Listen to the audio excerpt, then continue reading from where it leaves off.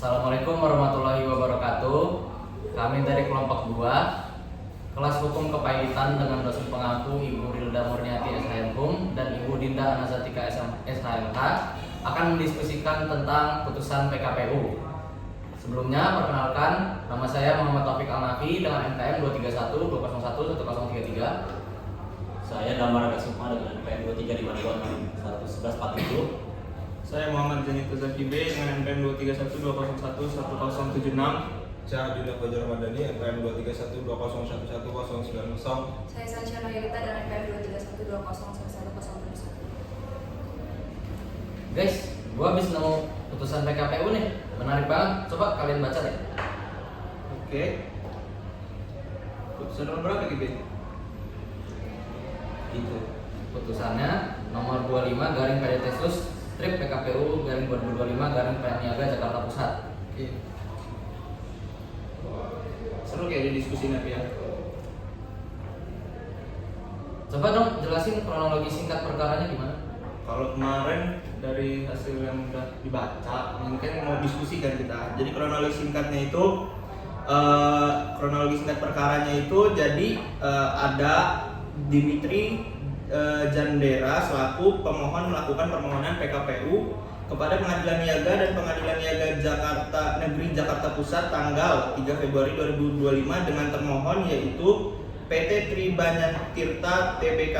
Nah, pemohon PKPU ini merupakan penyedia jasa kepada termohon PKPU dalam menyediakan jasa desain website kepada termohon PKPU.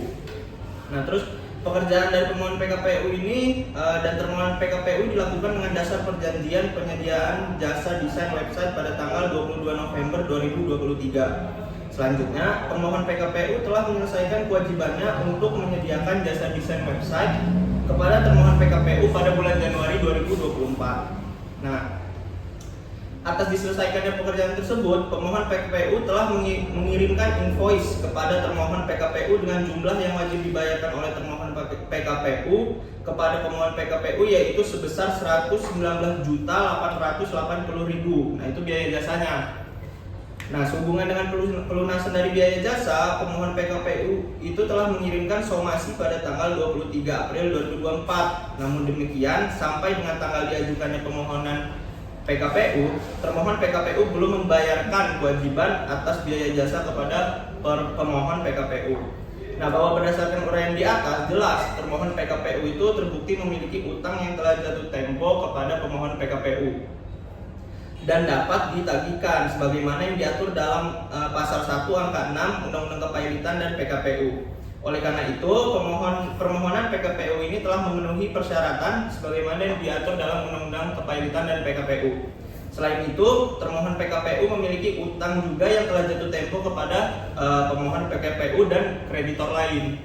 Oleh karena itu, permohonan PKPU ini telah memenuhi persyaratan yang diatur dalam Undang-Undang Kepailitan dan PKPU. Jadi gitu kronologinya.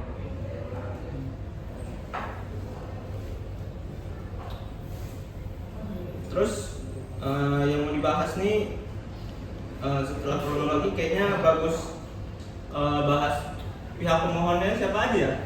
Jadi setelah dibaca kemarin, pihak pemohon dari perkara ini, pihak pemohon dari PKPU dalam perkara ini adalah Dimitri Chandra, pekerjaannya itu sebagai karyawan swasta dengan alamat Jalan Gelong Baru dalam nomor 24 RT 03 RW 02 Kelurahan Tomang, Kecamatan Grogol, Petamburan, Jakarta Barat.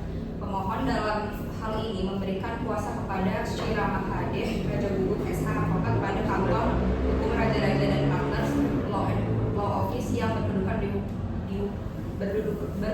hukum di Gedung Masindo Jalan Mampang Perapatan Raya nomor 73A Tegal Parang Mampang Perapatan Jakarta Selatan.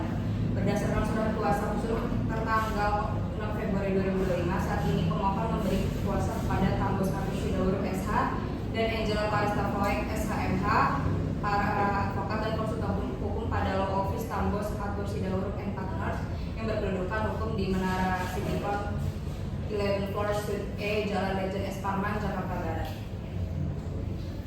Pemohonnya jadi Dimitri Jandera itu tadi ya? Iya. Oke. Terus apa lagi nih? Bahasa Coba. alasan permohonan PKPU-nya. Boleh. Gimana alasannya itu?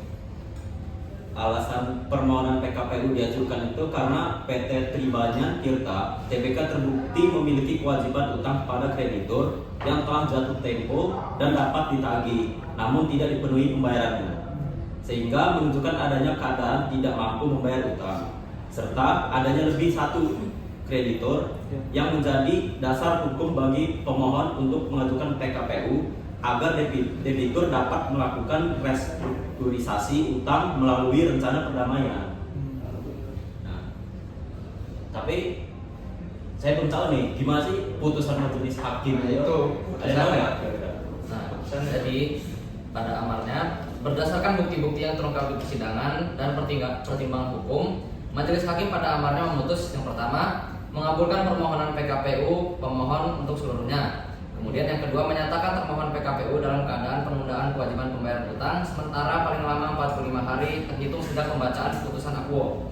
Yang ketiga menunjuk saudari Haryuning Respanti SHMH, Hakim Niaga Pengadilan Niaga pada PN Niaga Jakarta Pusat sebagai hakim pengawas.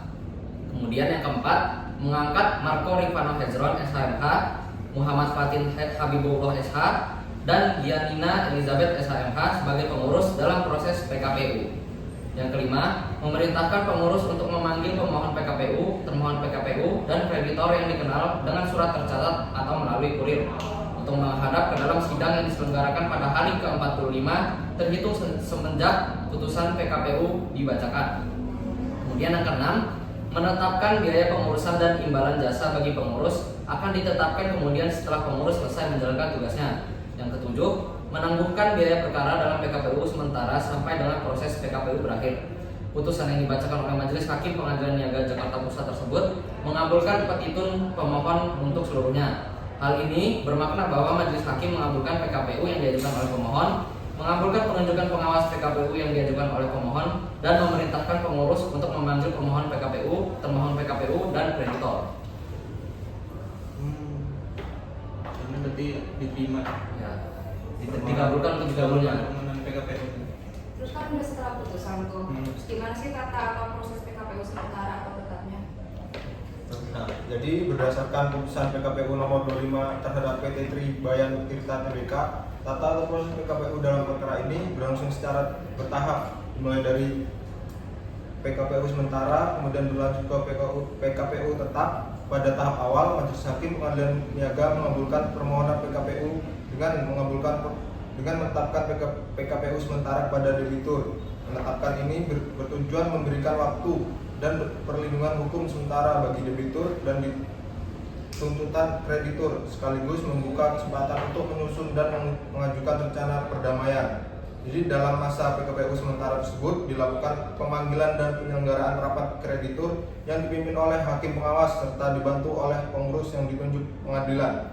Selanjutnya, dalam rapat kreditur tersebut dibahas rencana perdamaian yang diajukan oleh debitur. Apabila rencana tersebut memperoleh persetujuan dari mayoritas kreditur sesuai dengan ketentuan undang-undang yang lebih dari 1/2 jumlah kreditur konkuren yang hadir dan mewakili paling sedikit 2/3 dari total tagihan, maka PKPU sementara dapat ditinggalkan menjadi PKPU tetap.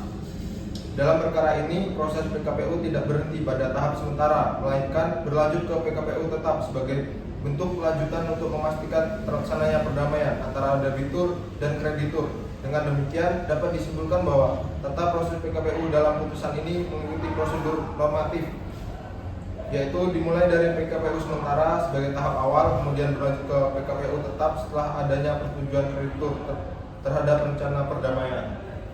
Jadi dari hasil analisisnya masih sementara ya, maksudnya putusan ini, tapi nanti bakal dilanjut ke PKPU tetap ya. Oke. Makasih ya guys sudah diskusi hari ini. Iya. Dan Sekian kalian diskusi. diskusi lagi berarti. Sekian diskusi dari kelompok kami. Assalamualaikum warahmatullahi wabarakatuh. Waalaikumsalam.